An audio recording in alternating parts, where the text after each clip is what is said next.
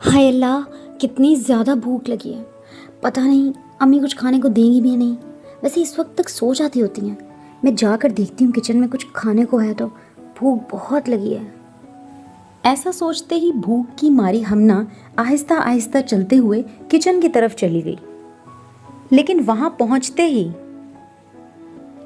हमना, तुम किचन में क्या लेने आई हो?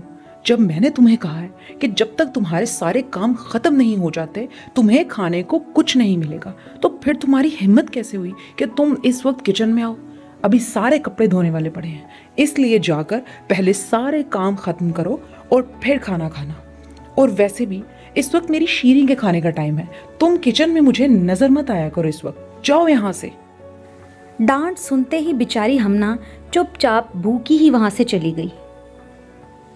ये है शमसा बेगम और उनकी सगी बेटी शीरी।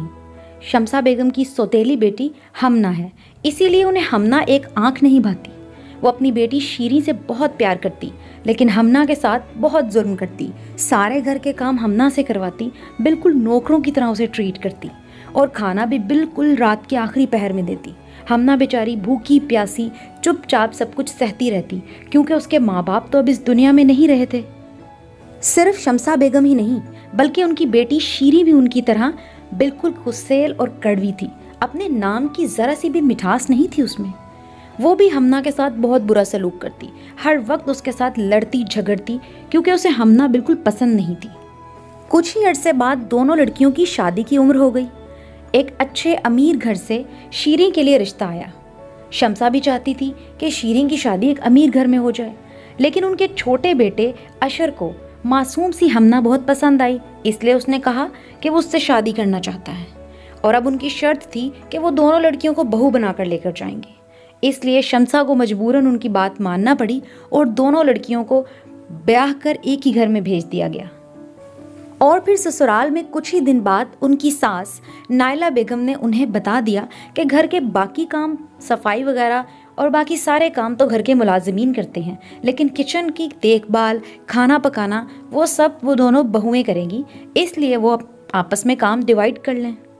हमना के लिए तो कुछ भी मुश्किल नहीं था, क्योंकि उसे सब कुछ आता था, लेकिन असल परेशानी शीरी की थी। इसलिए शीरी दिल ही दिल में सोच रही थी कि हमना से बदला लेने का भी अच्छा मौका है और ख़ुद को बचाने का भी, कि काम वो हमना से करवाएगी और नाम सिर्फ अपना लेगी। हमना मेरी बहन, तुम तो जानती ही हो कि मैंने घर में कभी कोई काम नहीं किया। अम्मी ने भी मुझे कुछ नहीं सिखाया। तुम तो मेरी बहन हो ना, मेरा घर ख़राब होने से बचा लो। देखो मुझे कुछ नहीं आता। तुम अपनी बारी का खाना तो बनाओगी, लेकिन जब मेरी बारी आएगी तब भी चुपके से तुम ही खाना बना देना, और हम किसी को कुछ नहीं बताएंगे। प्लीज़ हमना, मुझे बचा लोगी ना? हमना तो बेचारी थी ही मासूम, इसलिए वो समझ नहीं सकी कि आखिर शीरी के दिमाग में क्या चल रहा था। इसलिए वो चुपचाप मदद करने के लिए तैयार हो गई।